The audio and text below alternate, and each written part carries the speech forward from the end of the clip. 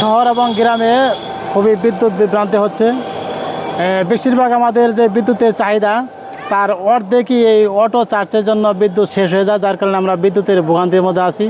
আমার মনে হয় সরকার এই অটো রিকশার বিকল্প ভাবলে আমরা বিদ্যুতের এই বিভ্রান্তি থেকে রক্ষা পাবো। অটোগুলাতে চার্জ দেয়, এর জন্য কারেন্টের কিছুটা ঘাটতি হয়ে যায়, যার জন্যই আর মনে হয় কারেন্ট থাকে না। আর এইগুলোর জন্য সরকার যদি কোনো ব্যবস্থা নেয়, মনে হয় আমরা কারেন্ট আরেকটু সময় বেশি পাবো হয়তো।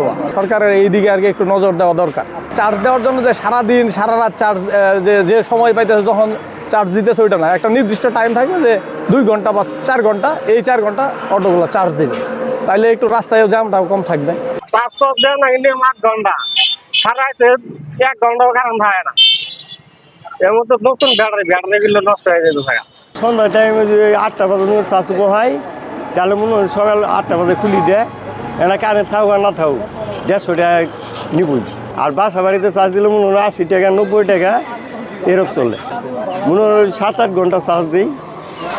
যুগের কারেন্ট ঠিক মতন থাকে তাহলে মনে হয় চলে। আর না চলে সারা রাতেই তো কারেন্ট পাই 3 ঘন্টা 4 ঘন্টাও পাই না সময়তে, এর মাঝে 2 ঘন্টাও পাই না।